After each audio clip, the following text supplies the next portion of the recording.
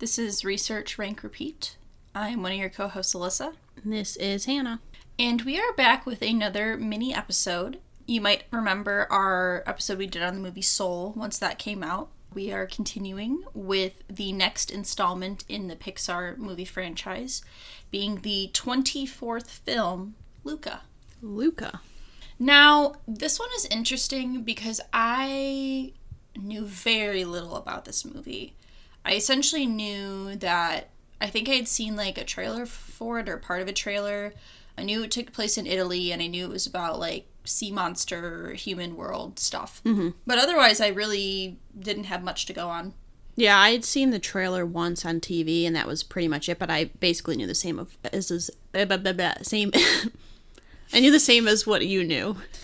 It's interesting because I feel like with a lot of other Pixar movies, you at least hear things and see things well before the movie actually comes out. Mm-hmm. But with this one, I feel like I only saw things like right before it came out. And then it was like, oh, it's coming out next week. And I was like, oh, okay. Well, because if I'm correct, it didn't come out in theaters. So Nope. it's just, Soul. It did not come out in theaters in countries that had streaming. Right. So, like Soul, it was a direct-to-stream release, I guess, in the U.S. to Disney+. Correct. I'm wondering if maybe that's part of the reason why you don't hear a lot about it. Maybe. But I did hear more about Soul than I'd heard about Luca. Right. So. Yeah, so I'm not sure. Yeah. You ready to get into it? Yes. So, Luca was released in 2021. It has a rating of PG and a runtime of an hour and 41 minutes. As I said again, it's the 24th film that Pixar has released. Getting close to that 25th quarter century. Just like my age in a couple months. Yep. We'll cut that out. We're not going to cut that out. Okay. So, just to give some background, this movie was directed by Enrico Casarosa. He is the first-time director for a feature-length film, so he's making his directorial debut. He previously directed a Pixar short that premiered with the movie Brave. I didn't get the name of that down, but I did read about that. Just some fun facts for you, Hannah. He previously was a storyboard background and also artist, starting with one of his first jobs was for the show PB&J Otter. Ooh. A staple of using our noodle as children. Yes. Gotta do the noodle dance. He also worked on Ice Age before moving to Pixar, where he then became storyboard artist and for like Cars and an assortment of different things. But this is his first full-length Pixar movie he is directing. So, this is also the first Pixar film that was made almost exclusively from their workers' homes due to the COVID-19 pandemic. Mm-hmm. The movie is set in the 1950s, 60s era of Italy, the Italian Riviera type feel. It draws inspiration from his childhood in Genoa, which is where the girl... Giulietta, where her mom lives and where she goes to school. So, he said that one of the core things from this movie is that it is a celebration of friendship, and it's roughly based on his friendship with his childhood friend Alberto, who he met on the beach in Italy when he was young, and he described himself as being kind of more shy and reserved, and Alberto was kind of like a troublemaker, and more outgoing, and they just built a strong bond and friendship over that. His friend Alberto actually had a cameo as one of the voices of one of the village people, I think one of the fishermen in the movie. He said that he drew inspiration from Hayao Miyazaki, who is from Studio Ghibli, also Wes Anderson stop-motion films, and then also older Italian films from the time period. Interesting enough, John Ratzenberger does not have a voice role or a cameo in this film. It was confirmed by the director himself on Twitter. Because in Soul, they said that they used his likeness as a character. He didn't actually have a speaking role in Soul, but his likeness was used. Enrico said that he wanted to start a new tradition where Peter Sohn, one of Pixar's employees, would appear in every film as a credited voice actor. So... you can make of that what you will. I don't know if John Ratzenberger just doesn't want to voice act anymore, or if there's no, like, concrete information on why he's no longer doing voice roles for Pixar. I have something more about the background, but I want to wait until we get to a specific point to address that. So it currently holds a 90% on Rotten Tomatoes and a 71 out of 100 on Metacritic. Clearly, I have no information about the box office, and there also is no information about awards or, anything like that, because it just came out within the last month. So this I thought you might find interesting. The director, Enrico, has stated that he wants to do a Parent Trap-esque sequel to this movie, where the kids are trying to get Massimo and his wife back together. Julieta's father and mother back together. Okay. And apparently, like, all of the cast is, like, on board and wants to do this. So it's possible we may see a sequel to this movie in the future. Right. Unknown now, but at current state. But that's the main background I have. But now I have a summary of the film. Also, just to say, all the background I got was from our favorite trusted site, Wikipedia. And the summary that I'm going to read to you comes from Disney Plus's website.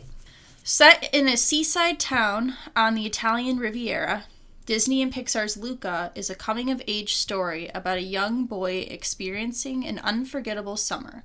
Luca shares those adventures with his friend, Alberto, but all the fun is threatened by a deeply held secret. They are sea monsters from another world below the water's surface. So, right away, this gave me a very Finding Nemo feel. It's interesting you say that, because right away this gave me a very Little Mermaid feel. Okay. The reason I say Finding Nemo specifically is because obviously it's set in the water. And right. I'll just say I love how Pixar does water animation. Always great. But Marlin, Nemo's dad, was very apparent in Luca's mom. Yes. Who's, voiced by the wonderful Maya Rudolph. Of course. But I got that vibe right away. And it was only for the first maybe 10 minutes, and then, it kind of branched off. But that's immediately what I thought of. Yeah, so it's interesting that you say Finding Nemo, because early on in the movie, I was getting a lot of Little Mermaid vibes. The movie starts with a boat attack, where this group of fishermen are attacking a sea monster. Little Mermaid starts the exact same way, where you have a group of fishermen, and this fish escapes and goes back into the ocean. And once we go in under the sea, Ariel is exploring and looking for human artifacts because she's enthralled and enchanted by the human world. You want thingamabobs? I got 20! And Luca is also discovering all of these human artifacts and collecting them, and he's entranced by the human world as well. So I just got a lot of really strong vibes. Now, certainly deviated in story, but, like, that was the influence I felt, like, early on in the movie. I think with this movie, like, it was interesting for me, because partway through the movie, I was kind of like, okay, I like this movie, but parts of it for me were a little bit too, like, kid. Like, I think Pixar sometimes, they usually do a pretty good job at making movies that are interesting for both kids and adults. Yeah. And so partway through, I was like, oh, this is feels a little bit too kiddish for me. But then there were also, like, throughout, there were things that were happening where I was like, you know what, I actually think it works for adults as well.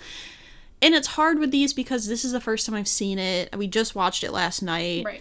So I guess I don't fully know how I feel about this movie yet. I kind of feel the same way. I had a note that I, like, thought the movie was, like, cute and kind of endearing about midway through, but that I didn't think it was, like, super great at that point when I was watching in the middle. I agree that I can really see the, like, Studio Ghibli, Miyazaki inspiration. I don't know why I was trying to think of a word I couldn't. The inspiration from that, because a lot of Studio Ghibli's movies are very, like, simplistic, day-to-day life stories that are, like, really endearing and, as you said, kind of, like, childish in a way, but, like, sometimes that really works. Like, for instance, like Kiki's Delivery Service or My Neighbor Totoro kind of deal, where it's, like, this really kind of simple story but has this kind of, like, whimsical, like, youthful energy to it. So I saw a lot of that influence in this movie. I definitely think it feels very different from Pixar's normal formula. Yeah. In a lot of ways. Kind of similar to the way Soul felt kind of didn't follow the same general tropes that previous Pixar movies had done. This one kind of felt... But I got a lot of also, like, the Good Dinosaur vibes in terms of the way the story structure flowed. Now, don't get me wrong. It is nowhere near the Good Dinosaur levels of bad. And I'm not saying this movie is bad, but it just had a very... I think the simplicity worked for it. Yeah. Worked for this movie. And so there are a lot of things that I really liked. A lot of that coming to the character dynamics. Yeah. But there were some things that it didn't draw me in as much as some of the other movies have done from Pixar. I think if just talking about some of the positives, just besides the characters, because I think we'll get into a little bit more details. Yeah, I think so. I love the music throughout. So they initially hired, I was looking at the background, a well-known Italian composer, but he died before they started production of the movie, so they got someone else to do it. But they used a lot of heavy Italian influence throughout the movie, or opera, a lot of pop and music. He wanted to try to get the feel from the 1950s, 60s, so a lot of music that was popular around that time as well. And I thought that was really nice. I really enjoyed that. I love the colors in this movie. I also really liked Luca's, like, imagination sequences. Yeah, those were fun. Where he was kind of, like, you know, envisioning himself. I like the voice actors and actresses. I do too. I thought that they did a good job. Sometimes you have an issue where you can only focus on, like, the actor or actress. You get so caught up. I think everyone... And obviously, like, some of them have done voice acting in the past. Right. I thought the kids were both good. I know Jacob Tremblay is Luca. Right. I can't remember the name of the Alfonso. I can't either. He was in the new It, one of the new It movies as one of the children. Same with Jacob Tremblay being from Room and amongst other things as well. They both were really good voice, like had good voice roles. And they said that they got to do a lot of, like, improvisation with Jacob Tremblay because they were able to work with him in the studio before COVID. So they got to have a lot of interactions with him, allowing him to give his own kind of spin and personality to that role, which I think is really important for a child voice actor. Kind of the same way they did for, like, Lilo from Lilo and Stitch. Good child actors, like, you have to let them be the character, like, and let them do the work. You can't just, like, give them the lines and have them read it. And I also really like, remind me again what Giulietta's dad's name is? Massimo. I liked how he was born with a disability. Yeah. And how they just kind of slid that in there, and, you know, I like getting to see that sort of, like, representation. There's a lot of themes of acceptance in this movie. Yeah. You know, being different. They call themselves the underdog, so, like, that's kind of part of it as well. Let me just say first, because I think this movie is all about, you know, overcoming fear. Yes. Not letting fear drive you, and about finding out who you are. Right. And so I think we should just get into, like, the main thing about this movie. Yes. So when I, like we said, I didn't know very much about this movie. And within, like, the first 20 minutes, I was like, I turned to Alyssa, and I was like, you're getting gay vibes, right? You turned to me about halfway through the movie, and you just were like, I've written, like, 5 notes about the amount of, like, gay energy I felt in this movie, and I was like, yes. Okay. I'm like, I had, like, picked up on little tidbits here and there that I was like, interesting. This is part of the background that I wanted to save for this discussion. So I think we should talk about what we feel about it first, and then I can give a little bit of background. We kind of talked a little bit last night. You can read it one of two ways, because throughout the movie, Alfonso is clearly seen being jealous of the relationship between Luca and Giulietta. Very clearly, and yes. One way you read it is that he's jealous because he likes Luca. Yes. Like, in more than just a friendship way. Yes. Another way you can read it is, like, Alyssa was kind of saying, like, oh, maybe because he sees himself as, like, his, like, brother, and he's just jealous that his time is being taken away. Also because, as I had suspected pretty early on, but as we find out, Alberto's father has abandoned him, and he's by himself, and now he has this friendship and, like, brotherhood with Luca that, like, he feels threatened Right. by, that he's going to abandon him as well. Right. Like, is another interpretation of the way you can see that. It wasn't... When we got to the last maybe 20 minutes of the film is when I really started to see, like, what I thought was maybe more of romantic scenes. Especially the end scene. When he chases him... On the train. And they hug and cry, and Hannah and I were both crying. Yeah. And even the scene where he, like, basically risks his identity at the end with the bike race to help Luca out. And here's what I'll say. This is really difficult for me because I think that... How do I want to say this? So they're both younger. They're maybe 12, 13. Like, not teenagers, but like older children. Yeah. Yeah, like 10, 11, 12-ish, I would say. And so I think a lot of people at that age, like, maybe wouldn't know what their sexuality is. Right. So I can... Possibly. Some people know, like, and some don't. Right. And so I think part of me is, like, maybe they just both don't know how they feel, and and maybe that's okay to just let it be, like, they like each other. Or they share this close, strong bond, right. And it doesn't necessarily it could just be platonic, but it could also become romantic, in the future. future. Then part of me is also a bit like, if I were a 12, 13-year-old watching this movie, I don't know that I would have picked up on it being more than just a friendship. Yeah, I think you are right. Right. Yeah. Because there's not enough there to really, like, make me be like, oh, they like each other, like, romantically. And I don't know, because Pixar's never had as far as I'm concerned, they've never had, like, a main character be in, like, the LGBTQ community. To my knowledge, no. They did have, like, a background character, but again, then I think it was a background character because it was promptly cut from the Chinese release of this movie. I think it was in Onward is when they had something. But no, I don't believe there's any known character on the spectrum or in the community. And like we talked about, Pixar, like, when it comes to representation, they tend to lack. Yeah, because, I mean, Soul was our last movie, and we just got a predominantly black cast and director and, strong, like, jazz influence, and it took 20, 25, 26 years for that to happen. Yeah, and so part of me is, like, a little bit bummed because I think, representation matters, and I think it's especially important for kids to see representation. To see themselves and to feel comfortable with who they are. And I wish that if Pixar was going to do that, they would fully commit. But I also know the director said that it was not his intention for it. This is the background I have. So a lot of people have had many different interpretations, like seeing sea monsters as a stand-in for the LGBTQ community. People have also seen it as stand-ins for being a refugee or immigrants. And yes, as you said, the director says that is unintentional. Like, he did not intentionally create this because he was basing it on, like, a strong platonic friendship that he had with his own friend. Like, that was his influence and the direction, the way he went for it.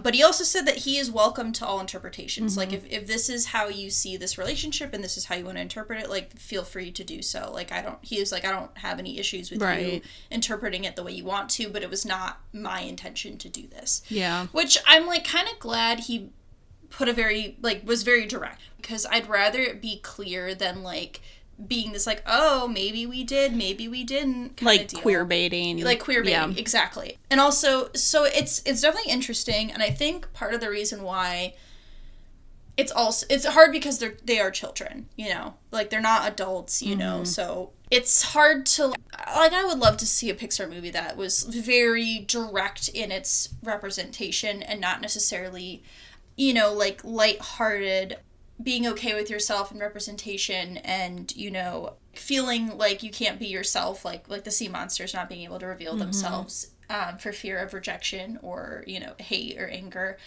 And it's kind of similar to a book, I don't know if you finished it, but we both read The House by the Cerulean Sea. I have not finished it yet, but I know. But that book, because I'm in a book club, and we were discussing that book as well, and saying that it deals with themes of, it's kind of the same thing where it's this, like, more lighthearted take on it where it's like, oh, you know, they reveal themselves and then everyone's okay with it kind of deal, where it's like it's not necessarily realistic. Yeah. But it also doesn't, the other thing we talked about is that something like this, the book, but also something like Luca, is that it doesn't necessarily need to be realistic. It still can be its own thing, and it doesn't necessarily have to be this like heavy-handed like interpretation.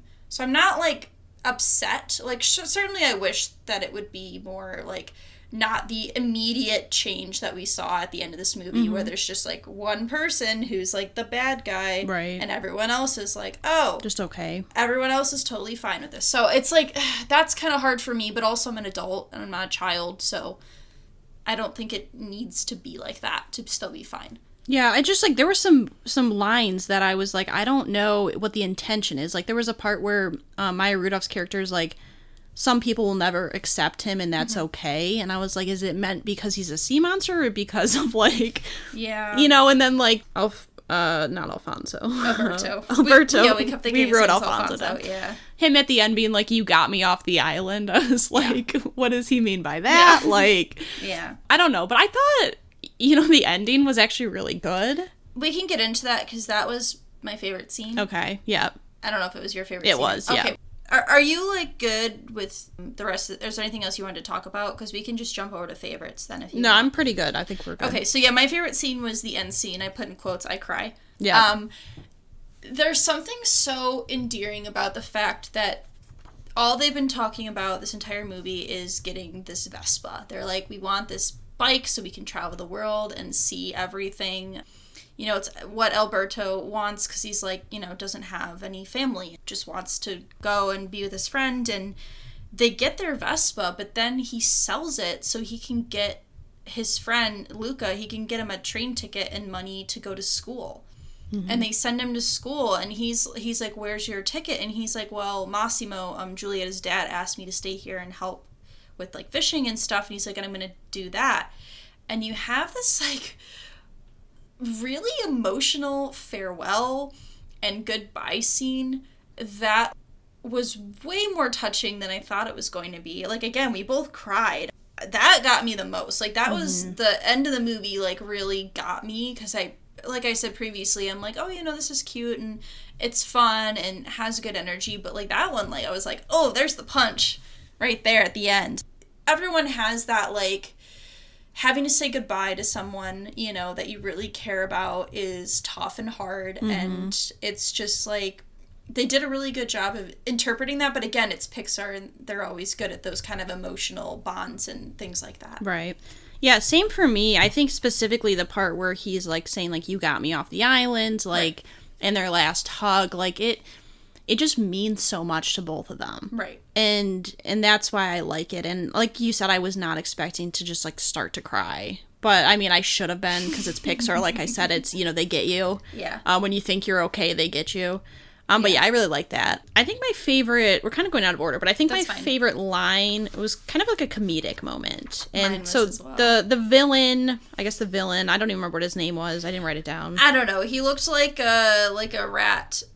He reminded me of the Earth Prince from Korra. Oh, Prince Wu. A little bit. He was kind of like Prince Wu in a way. He was like your stereotypical, oh, I'm so much better than everyone. I'm going to cheat, and also I'm slimy and gross and, like, annoying. Yeah. Just, like, very, that's the one thing. He was very stereotypical, and I was like, I don't give a shit about you. Yeah. You're not interesting in any way, shape, or form. But Luca is talking to him, and he's like, I forgot what the entire thing was. Is this the catfish comment? Yeah, the catfish. Okay. Mm-hmm. And so he said, he's talking about catfish, he's like, they're bottom feeders, and also they have two small, sad little whiskers. Yeah.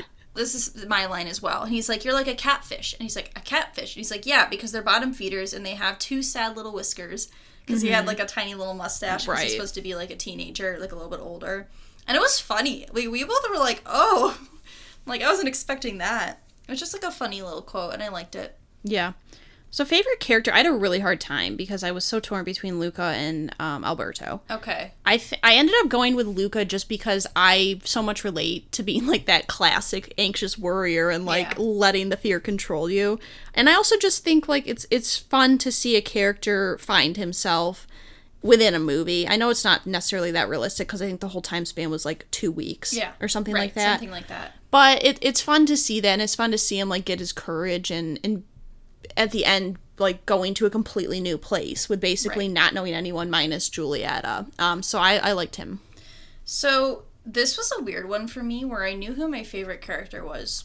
I didn't even have to think about it. And it's neither of the leads. I love Massimo. Julieta's dad is maybe one of my favorite Pixar characters ever, which is very strange. He's certainly, I think, the best dad of any Pixar movie ever, because you meet him and he's this big, burly, silent fisherman. You know, he's missing an arm, and he, no questions asked, just like accepts these two boys, has no problem like letting them in, taking them fishing, making them work, because, you know, they want to enter this race, and he's like, well, money's tight, I don't know if you can afford it, and they're like, well, we'll work, and he's like, all right, great, I'll put you guys to work. And what got me is when Alberto reveals himself to Julieta as a sea monster. She, you know, rightfully freaks out. He runs away because the villains are trying to give their harpoons. They go back to Julieta's house, and Massimo is like, well, where's Alberto? And they're like, well, he's not coming. And he instinctively gets his hat, and he goes out to look for him. Mm-hmm. And then, because Luca's like, I don't think he wants to be found, and Massimo's like, well, maybe he does. And just instinctively, without even a thought, goes out to look for Alberto, because it's like he's already, like, become like his father. Mm-hmm. Which is why I understand why he stays with him in the end, because he probably, this is the first person who's treated him, you know, with respect and looking out for him since his father left him. An adult figure, I should say. Right. And then at the end of the movie, he's just like, this is Luca and this is Alberto. Like, has absolutely no problem being like, I know these boys, like, he's first on board with the acceptance. And we love a dad who's accepting of everyone and everything. And when he went out looking for Alberto, I teared up. I was like, oh, like, my God. And I just, like, I don't know why that resonates so much with me, why I, like, really loved that character.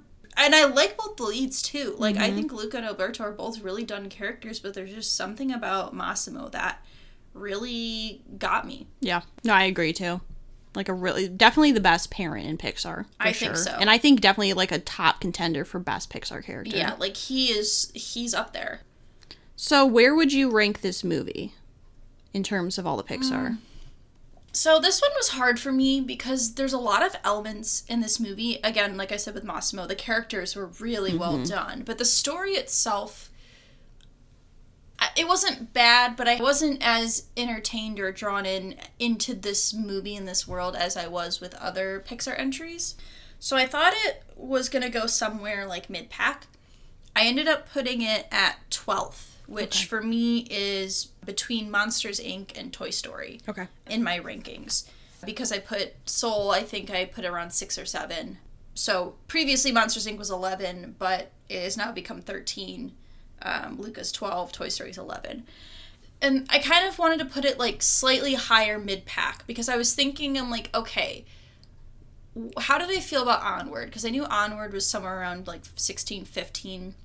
And I liked it better than I liked Onward. And I'm like, but how does it compare to Soul? And I liked Soul better than I liked Luca. So I went back and I listened to myself talk about the Pixar movies kind of in that like 15 to like 8, 9 range. And the way I described the movies, I thought it made more sense to put it just outside the top 10. Yeah, that's fair. So I put it at number 9. Okay. So that for me would be Cars 3 would be 8, Toy Story would be 10. Okay. I agree with you, because Soul I think I put around like 6, and then Onward I know was further down in my list. I really love all the characters in this movie. I think the story maybe not as strong. The reason I didn't put it above Cars 3 is because I thought Cars 3 overall was a stronger story. Yeah. But I think there's really a lot of heartwarming elements in this movie. There's something so simplistic yet important about it, even if it's not necessarily like the representation I would like to see, but I think it's okay in what the story is trying to tell. Right. About just being accepting of people, regardless of how you see that. Yeah. And I think it is nice to see that in a Pixar movie, because we really haven't had a movie that, from Pixar specifically, that's like focused on acceptance and like friendship in that way. Am I sad that we couldn't have had 2 women be the leads? Sure, because Pixar really is still not great about having women leads in their movies and dealing with concepts that are like, you could have had 2 women as the lead and you could have done the same story and had Julietta be a guy. And I'm sorry to push like a feminist agenda or whatever. No, but it's fair. But speaking as a woman, I would love to see more representation that fits me in Pixar.